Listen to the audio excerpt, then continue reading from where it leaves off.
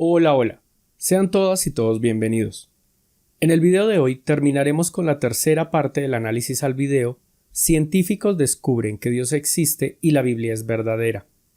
Si aún no han visto la primera o la segunda parte, dejo enlaces en la descripción. Si desean ver el video original, también dejo enlace en la descripción. Antes de comenzar, les recuerdo que ya contamos con el nuevo canal Pensar Mejor. En este canal veremos los errores, sesgos y atajos que usan nuestros cerebros al momento de la toma de decisiones. También estudiaremos cómo podemos mejorar esos procesos mentales para optimizar el resultado de nuestras decisiones. Esperamos que toda esa información sea de gran ayuda para la resolución de conflictos sociales, familiares, laborales, de pareja, financieros, autoestima, etc. Y para una toma de decisiones más racional. Igualmente, la creación del canal tiene por objetivo que desarrollemos herramientas que nos permitan un pensamiento más crítico, analítico y lógico. Te invitamos a que te suscribas al canal y nos ayudes a explorar el mundo del pensamiento racional y estructurado. Así que los esperamos a todos por allá. Abajo en la descripción dejo enlace. Ahora sí, comencemos. Luego de hacer las primeras dos partes, quisiera hacer unas cuantas reflexiones. En el título del video original dice: Científicos descubren que Dios existe y la Biblia es verdadera. Me gustaría que me corrigiera quien lo crea conveniente, pero la palabra científicos me lleva a la idea de que son científicos quienes participan en el video, o de no serlo, expondrían posturas científicas incluida la fuente, cosa que a este punto no han hecho. Que esos científicos descubrieran que Dios existe me lleva a pensar que las posturas científicas serían posturas que intentan probar que el Dios de los cristianos existe. Pero de eso no hemos visto casi nada. Y por deducción de dichas posturas, solo podríamos concluir que el único libro sagrado real es la Biblia. No especifican cuál de las cientos de Biblias diferentes, pero no importa. Igual, aún no se postula ni un solo argumento, ni mediocre, ni malo, ni pésimo, que al menos trate de llevar a la idea de qué es la Biblia verdadera. Luego de tener esto en cuenta, continuemos viendo el video.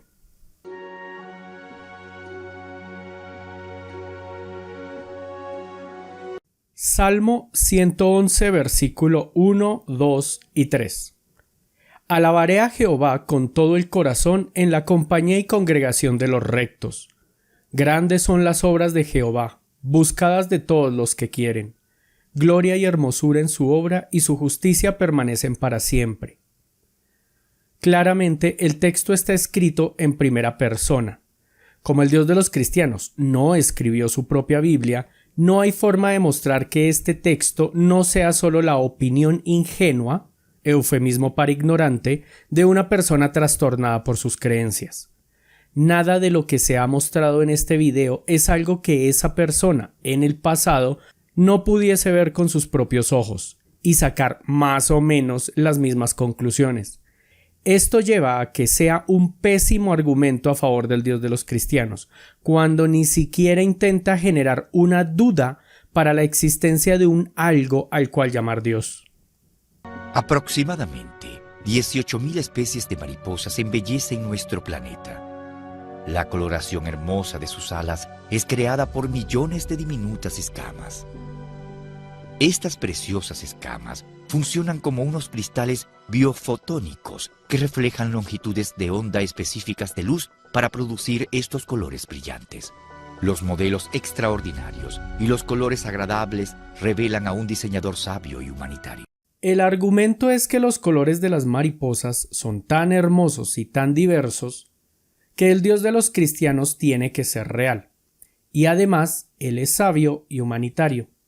Bien, en este preciso instante, quienes están siendo espectadores de la imagen ven a varias mariposas de colores hermosos y diversos. Pero resulta que en realidad las mariposas no están ahí. Esto es una representación gráfica. Quien no me crea, bien pueda e intente tocar alguna de estas mariposas. El equipo a través del cual se visualizan en nuestros ojos estas imágenes se llama pantalla. Equipo creado por la sabiduría humana, equipo capaz de imitar muy bien los colores hermosos y diversos de las mariposas. Esto es prueba de que no solo el Dios de los cristianos puede organizar colores hermosos y diversos como el argumento pretende hacerlo. De seguro los creyentes afirmarán que fue el Dios de los cristianos el que creó los colores, las ondas electromagnéticas y todo lo que involucra la luz. Pero el argumento no pretende demostrar que Él y solo Él es creador de esas cosas. El argumento es literalmente que el Dios de los cristianos es el único con la sabiduría para proyectar en nuestros ojos colores hermosos y diversos. Pero resulta que la humanidad también posee esa capacidad, abriendo la puerta a que otras mentes, sin necesidad de ser el Dios de los cristianos, puedan hacer eso que, según este argumento, solo el Dios de los cristianos puede hacer. Eso de que el argumento también demuestra que el Dios de los cristianos es humanitario me es difícil de entender. La definición de humanitario que yo manejo es: dícese de la persona que siente afecto, compromiso o solidaridad con la gente, en especial con los más débiles, vulnerables y necesitados. Pero el narrador solo nos está hablando de características de las mariposas. ¿Cómo este listado de características podría demostrar que el Dios de los cristianos es humanitario? Una de las cosas asombrosas que encuentro en las mariposas es su hermoso matiz. Tomen por ejemplo a la mariposa morfo. Las mariposas morfo tienen un matiz de tipo azul hermoso, pero cuando los biólogos, hace muchas décadas atrás, comenzaron a mirar las escamas de las mariposas, no encontraron ninguna célula de pigmentación.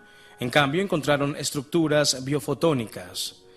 Ellos encontraron estructuras que fueron diseñadas por el creador para absorber ciertas longitudes de onda de luz blanca y reflejarle al espectador solo la longitud de onda de luz dentro del espectro de un color azulado purpúreo. Hemos encontrado, al usar el microscopio de electrones, que hay estructuras que no pueden tener más variación que 0.00004 milímetros. Un maravilloso testamento al diseño de Dios.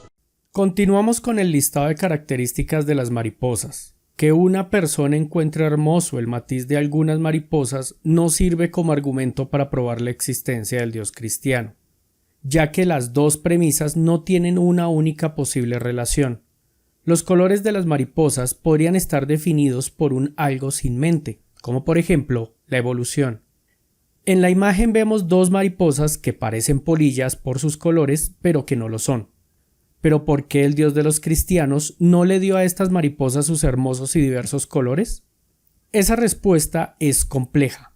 En cambio, responder por qué las mariposas son como son, incluida su coloración desde el punto de vista de la evolución, es relativamente fácil. Sus formas y colores les ayudan a adaptarse a su medio, dificulta a sus depredadores que se las coman y ayuda a sus potenciales parejas reproductivas a encontrarse y seleccionarse. Muchas de las especies de mariposas son capaces de ver en el espectro del ultravioleta, pero no son capaces de ver lo que nosotros llamamos colores cálidos, por lo que estas mariposas ven a sus semejantes con colores muy diferentes a como nosotros los vemos. Cosa que me parece muy buen argumento para derribar la idea de que el Dios de los cristianos le dio a las mariposas los colores que tienen para maravillarnos a nosotros los humanos. Más bien parece que lo que sea que le haya dado los colores a las mariposas lo hizo como parte funcional de su existencia. Menciona lo diminuta que es la variación de dichas estructuras biofotónicas. Me da la impresión que es por resaltar lo diminutas que son. Pero nosotros, sin los poderes del Dios de los cristianos, fabricamos procesadores con transistores que son más pequeños que dichas variaciones. Por lo que no necesariamente las cosas muy pequeñas deben ser hechas por este u otro Dios. Afirmar que las mariposas son diseñadas por Dios no sirve como argumento que demuestre que las mariposas son diseñadas por Dios. A eso se le llama argumento circular. El insecto comienza como un huevo, luego una oruga, seguida por la etapa de crisálida. Durante esta etapa, la oruga comienza a convulsionar en movimientos rítmicos. Sus patas y cápsula principal son rápidamente mudadas, dando pie a una crisálida. Luego, dentro del primer día, los órganos de la oruga se desintegran en un líquido espeso. Milagrosamente, después de 1 a 2 semanas, una mariposa compleja y alada surge. Esta metamorfosis ocurre en cuestión de días, no en millones de años. La mariposa adulta ahora tiene 6 patas segmentadas, antenas, un tubo de alimentación especializado, 2 ojos compuestos asombrosos, órganos reproductores complejos y 4 alas adornadas. La oruga no tenía ninguno de estos rasgos. Claramente las instrucciones genéticas para todas estas etapas fueron programadas desde el principio en el insecto por el Creador. Estoy de acuerdo en que es un milagro la aparición de una mariposa, ya que más del 90% de los huevos de la mariposa jamás llegan a convertirse en mariposas. Lo curioso es que si este es un milagro ejecutado por el Dios de los cristianos, ¿por qué la existencia de las mariposas es tan poco efectiva? Dios diseñó los huevos, cómo serían fecundados, cómo y cuándo aparecería la larva, cómo se desarrollaría la oruga, cuándo y cómo se transformaría en mariposa, pero pese a la sapiencia y omnipotencia de Dios, la gran mayoría de los huevos se desperdician. ¿Será que Dios no es tan sabio? ¿Será que no es tan omnipotente? Porque si lo intentamos explicar con la evolución de forma simple y comprensible, podríamos entender que el volumen de mariposas es el resultado de la competencia que tienen estas contra toda su biosfera. Otra cosa de fácil explicación con la evolución es el porqué de los cambios fisiológicos de los individuos durante su desarrollo. Que las mariposas cambien de larva a oruga y luego al insecto alado, o que los humanos pasemos de mórula a blástula, a feto, a bebé, a adolescente, a adulto, a anciano, son cambios fácilmente explicables desde la evolución, pero explicarlo desde el Dios de los cristianos es complicado, porque tendríamos que adjudicarle a ese Dios cierto nivel de incompetencia y de ineficiencia. Desde ya hace varios años existen empresas en países como Estados Unidos o Inglaterra, donde alguien con buen poder adquisitivo puede clonar a sus perritos o gaticos. Sin entrar mucho en el cuento de la clonación, estas empresas informan a sus clientes que dichos animalitos, resultado de la clonación, no siempre salen exactamente iguales al animal clonado. Pero si Dios, según el narrador, dejó en el ADN todas las instrucciones para fabricar a un ser vivo, incluida la corrección de errores, ¿por qué al usar las mismas instrucciones puede salir un animal un poco diferente? Responder esta pregunta desde el Dios de los cristianos es complicado, desde la evolución es bastante fácil. Y de nuevo, en vez de escuchar argumentos, lo único que escuchamos son más y más y más datos sobre biología. En este caso, biología de mariposas. Cuando una mariposa pasa de una oruga a una crisálida y luego a una mariposa, encontramos 2 diseños completamente diferentes. Un diseño es para la oruga, que es la etapa inicial en la cual solo se arrastra por la parte trasera de la hoja, masticándola todo el día, haciendo que aumente su tamaño unas 250 veces. Pero luego entra en crisálida y se convierte en líquido, saliendo luego con un diseño totalmente diferente. ¿Para qué fue diseñada la mariposa? Bien, fue diseñada para volar, por supuesto, pero la oruga no. Fue diseñada para beber el néctar de las flores y al mismo tiempo fertilizarlas. Fue diseñada para aparearse y para ser capaz de migrar de un país al otro varios miles de kilómetros en algunos casos. Así que fue diseñada para cosas específicas. La oruga solo come y crece, y la mariposa debe comer, crecer, fertilizar y aparearse. ¿Alguno de ustedes escuchó un argumento? Porque yo solo escucho características y más características de las mariposas. Según el narrador, todo fue diseñado por su Dios. Claro, podría ser otro Dios cualquiera, pero ellos insisten en no darnos ni un solo argumento a favor de su Dios. En fin, ¿por qué Dios diseñó un animal que, según su especie, puede vivir entre un par de días y hasta 9 meses?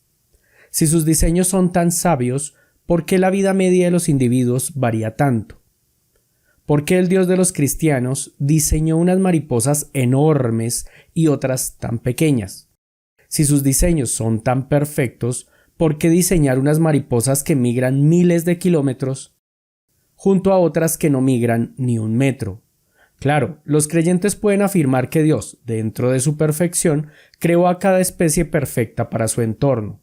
Pero entonces, ¿por qué hay mariposas que se han extinto en su entorno?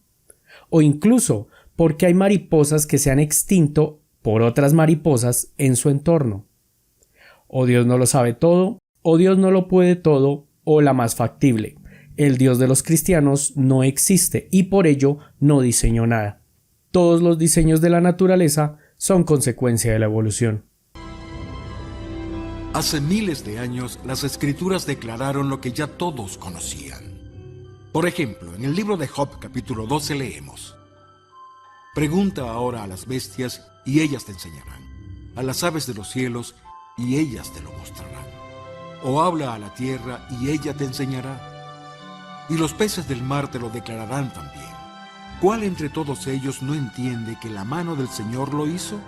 Si examinamos las pruebas que vemos en varias cosas que han sido creadas, está muy claro que las Escrituras señalan que realmente hay un Creador que ha hecho todas las cosas. Job, si es que fue Job el que escribió el libro de Job, en el capítulo 12 está dando su opinión. Incluso el texto así lo declara. Le está contando a otras personas su opinión sobre Jehová. Porque si no es una opinión, si es directamente un conocimiento que él posee y lo está transmitiendo, lo que ahí dice es que literalmente se le puede preguntar a un animal de otra especie si el Dios cristiano es su creador, y el animal responderá. No especifica cómo, pero dará una respuesta. O sea, si le preguntas a una persona en un idioma que no entienda, esta persona quedará abrumada. Pero según este relato, con la interpretación del narrador, puedes ir y preguntarle a un tigre que si el Dios de los cristianos fue su creador y éste en vez de comerte, te responderá. Ojo, dejo claro que esa respuesta no se sabe cómo la dará. También se afirma en el texto que directamente se le puede preguntar a la tierra. No sé si se refiere al planeta en conjunto o solo al suelo. Lo importante es que sea lo que sea, la tierra responderá. Y aquí viene lo tremendamente interesante. El narrador se asombra por las características sorprendentes de los animales. Y como en la Biblia dice que las características de los animales son sorprendentes, él asume que eso es una profecía. Según él, hace 2700 años, momento en el cual más o menos se escribió este libro, su autor no pudo conocer las mariposas, aves y demás bestias, y haberse sorprendido por sus características, dejando consignada dicha sorpresa en el texto del libro. Porque de ser así, afirmar que esa sorpresa en común es prueba del Dios de los cristianos es ser muy tonto. Que una persona se sorprenda hoy y que por los mismos motivos se sorprendiera otra persona hace 2700 años, ¿de qué manera podría demostrar que todo es creación del Dios de los cristianos? Y peor aún, ¿de qué manera la sorpresa en común verifica que la Biblia es el único y verdadero libro del único y verdadero Dios?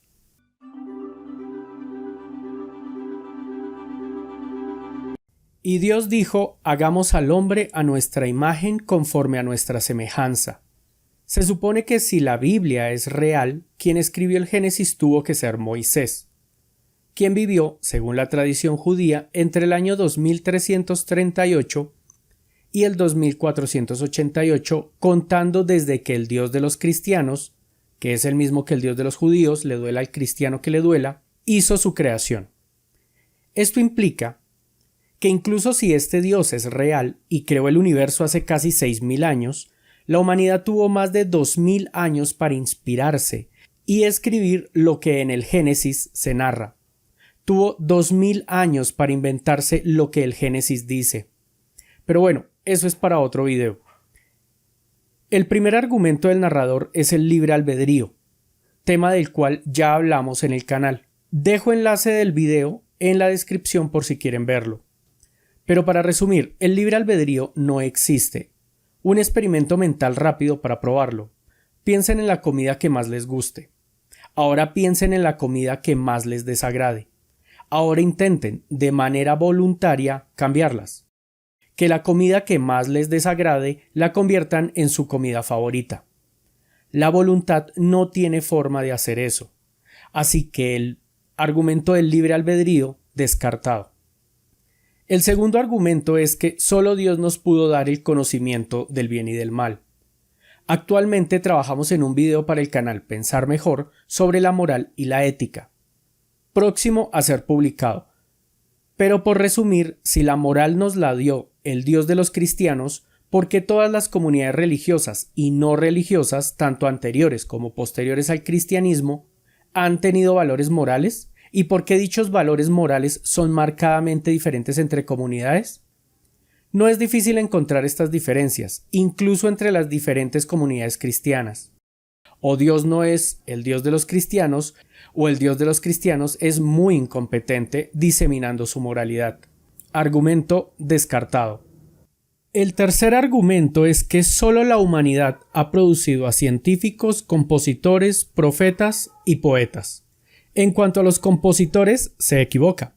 Estudios en ballenas han encontrado que sus cantos son legados culturales, en los cuales las nuevas generaciones le van realizando cambios y heredándolos. En cuanto a los profetas, no solo hay profetas del cristianismo, hay profetas en casi cualquier religión que creen seres superpoderosos, lo que convierte al Dios de los cristianos en un incompetente, tema del cual también tengo video en el canal. Dejo enlace en la descripción para quien quiera verlo.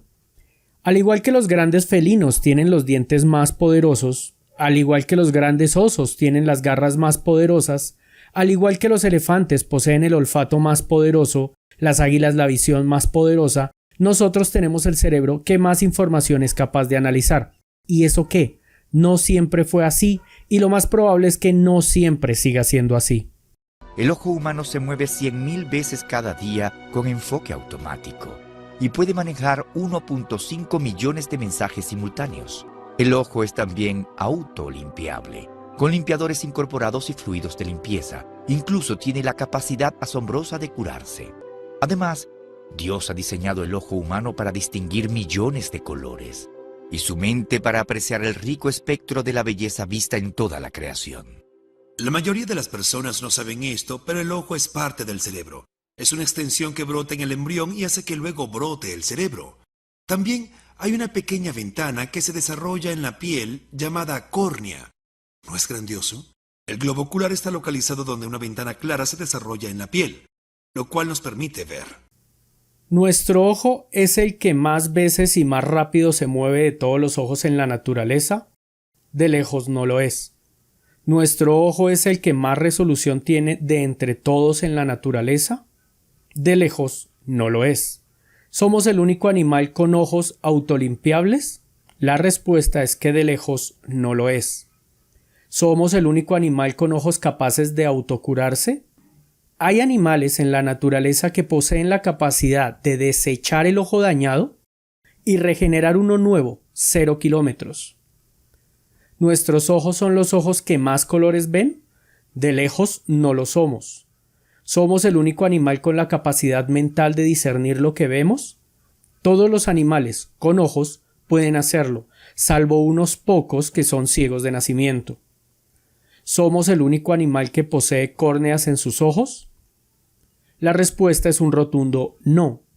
Entonces, si nuestros ojos no poseen nada especial que otros animales no tengan, ¿de qué manera nuestros ojos son pruebas de la veracidad del Dios de los cristianos? ¿Y que por ello la Biblia es real? Cuando se puede explicar las características de nuestros ojos, sus habilidades y sus inhabilidades mucho más fácil con la evolución. No desfallezcan. Sé que el video que estamos analizando es todo un fiasco, pero ya casi terminamos. Sin embargo, la maravilla de nuestra sofisticación física palidece en comparación con nuestra naturaleza espiritual. El hombre es autoconsciente y capaz de contemplarse. El hombre fue creado como un ser racional, dotado con la facultad de la razón y la capacidad de aprender. Al hombre se le dio la capacidad para retener experiencias pasadas, y su memoria le hace posible reflexionar sobre la calidad de Dios. Nuestra especie no es la única autoconsciente. Hay experimentos con elefantes, con varios primates, delfines, ballenas, cuervos, que muestran cierto grado de autoconciencia, que al igual que todo en la naturaleza debía haber un animal que la tuviera más desarrollada que los demás. Al igual que la nariz está mucho más desarrollada en elefantes, los ojos en la gamba mantis, los oídos en murciélagos, etc. Todo muy fácil de explicar desde la evolución, pero que no logro entender cómo demuestra al Dios de los cristianos. Dentro del estudio del pensamiento hay experimentos que muestran niveles de razonamiento en otras especies animales, aparte de la nuestra. Hablan de la capacidad de aprender en los humanos como si fuera única, cuando incluso nosotros ya fuimos capaces de fabricar cosas con la capacidad de aprender. Si esa capacidad en nosotros es prueba de que solo el Dios de los cristianos nos la pudo dar, entonces las personas que programan inteligencias artificiales y las entrenan, por darle al programa la capacidad de aprender, ¿qué vienen siendo? ¿Aprendices de Dios o pseudo Dios? Según el registro de Génesis, el hombre fue hecho a la imagen de Dios. Esto significa que él tenía habilidades y capacidades que Dios le había dado. Cuando leemos Génesis 4, que es después del otoño, todavía vemos estas habilidades y capacidades. Por ejemplo, el hombre puede construir ciudades, puede hacer y tocar instrumentos musicales. Él entiende la metalurgia, la agricultura. Puede escribir poesía y literatura. El hombre también fue creado con un componente espiritual. El hombre tiene libre albedrío y una conciencia. Entonces vemos que Dios creó al hombre único al resto de la creación. Y seguimos escuchando lecturas de la Biblia, y se suponía que eran los argumentos de científicos. Hormigas, termitas, aves construyen nidos para cientos, miles e incluso millones de individuos, y lo hacen desde mucho antes que nosotros. Los instrumentos musicales son herramientas, y en la naturaleza hay muchos animales que usan herramientas, incluso mucho antes de que nosotros las desarrolláramos. Existen insectos que desarrollan la agricultura y la ganadería. Por ejemplo, hay especies de hormigas que llevan 30 millones de años cultivando hongos para su alimentación. Otras especies desarrollan la ganadería con pulgones. Los crían para luego ordeñarles sus excreciones y alimentarse de estas. Es verdad que no conocemos ningún otro animal capaz de escribir literatura, pero sí sabemos que dichos escritos más hacia el pasado son menos fluidos y diversos, lo que nos puede llevar a concluir que esa capacidad la desarrollamos desde cero hace muy poco tiempo, que si fuera el Dios de los cristianos quien nos la dio, desde Adán y Eva tendríamos casi el mismo idioma y los textos antiguos serían igual de ricos y diversos que los de ahora, cosa que obviamente no lo es. La parte del espíritu nunca la logré entender. Quienes afirman que solo nosotros lo poseemos no tienen forma de mostrar que es real, y quienes afirman que todo lo vivo tiene ese tal espíritu estarían en contra del argumento que el narrador propone. El libre albedrío ya lo descartamos. Las dos conciencias, la supuesta moral y la autoconciencia, también ya las descartamos. Al final, se afirma que fuimos creados únicos a los demás animales. Pero sigo sin ver únicos en qué, mientras que desde el punto de vista de la evolución, tanto nuestro parecido como nuestras diferencias son muy fáciles de explicar. Además de ser todopoderoso y sabio, la Biblia declara que Dios es completamente santo. Él siempre hace lo que es correcto. Dios no puede mentir, Él no puede pecar, siempre es fiel y verdadero. ¿Cómo podemos saber que Dios es justo? La Escritura explica que el Señor ha escrito su ley en cada corazón. La naturaleza santa del Creador es revelada a cada hombre por la conciencia. La conciencia es nuestro conocimiento dado por Dios de lo correcto o incorrecto. Obvio. Si Dios es el que pone las reglas y decide cuándo se rompen y cuándo no, sería muy tonto si se juzga a sí mismo. Primer mandamiento del Dios judeocristiano: no tendrás a dioses ajenos delante de mí. Si es verdad que en la conciencia de todos los humanos está este mandamiento, ¿por qué existen otras religiones con otros dioses, incluso antes de que naciera el primer cristiano? ¿Acaso los hindúes, cada que adoran a alguno de sus dioses, sufren de cargos de conciencia por no adorar al Dios de los cristianos? Segundo mandamiento: no te harás imágenes ni te inclinarás ante ellas. Si es verdad que en la conciencia de todos los humanos está este mandamiento, porque hay un sinfín de religiones con estatuas. Incluso el grupo de cristianos más grande, los católicos, están llenos de monachitos a los cuales adoran y hasta se inclinan ante esas imágenes. Tercer mandamiento: no tomar su nombre en vano. Si es verdad que en la conciencia de todos los humanos está este mandamiento, ¿por qué se encuentran tantas caricaturas donde se burlan del Dios de los cristianos? Como caricaturas donde se burlan de otros dioses como el Islam, del hinduismo, del budismo. De tener esa carga de conciencia, las caricaturas del Dios verdadero, por lo menos, serían en volumen mucho menor. Cuarto mandamiento: santificar el día de reposo. Si es verdad que en la conciencia de todos los humanos está este mandamiento, ¿por qué las demás religiones no tienen ese día de reposo? ¿Quién no quiere tener una excusa para descansar un poco más? Quinto mandamiento: honra a tu padre y a tu madre, incluso si el primero abusa de ti y la segunda te golpea salvajemente. Sexto mandamiento: no matarás, a menos que sea Dios y quiera descargar su ira contra Sodoma y Gomorra. Séptimo mandamiento: no cometerás adulterio, a menos que seas Dios y teniendo muchas mujeres no comprometidas, igual te valga un pepino y dejes embarazada a la niña que ya había comprado otro hombre para matrimonio. Octavo mandamiento: no hurtarás, a menos que Dios te ordene hurtarles todas las mujeres vírgenes de Canaán. Aunque sí es verdad que es mejor que las hurtara, a todas las demás personas les tocó pasar por el filo de una espada. Noveno mandamiento: no levantarás falso testimonio, a menos que seas Dios, prometas una tierra para tu amado pueblo y una vez ellos lleguen allí necesiten romper todos los mandamientos ya mencionados para poder sacar a los invasores con siglos asentados allí. Décimo mandamiento: no codiciarás los bienes ajenos, a menos que Dios quiera esos bienes para él. Claro, no viene él a reclamarlos, sino que envía a algún representante de su clero. No se desgasten, creyentes, el cuento de que esos no son los mandamientos, que los verdaderos son el amor y la misericordia de Jesús por el prójimo, ya me los han contado. Y volvemos a lo mismo: ¿por qué el amor y la misericordia siempre han sido tan escasos en las interacciones entre pueblos? Aunque la creación muestra las maravillas de Dios, esta presenta un mensaje mezclado, ya que en medio de tal belleza y orden, observamos enfermedad, decaimiento y muerte. No es de sorprender que sea únicamente la Biblia la que explica esta aparente contradicción. Al principio, Dios creó todo perfecto. Sin embargo, le dio al hombre un libre albedrío y una opción. Tristemente, él decidió rebelarse contra su creador. Antes de que el tiempo comenzara, Dios tenía un plan para rescatar a la humanidad. Como la pena para el pecado es la muerte, el Creador vino a la tierra como un hombre, vivió una vida libre de pecado y murió para pagar las penas de nuestros pecados. Luego resucitó entre los muertos y le ofreció perdón y vida eterna a todos los que confiaran en él. Aquí hay dos problemas. Dios se supone que es el creador de absolutamente todo, pero al tiempo, Él no es el creador ni del mal ni del pecado.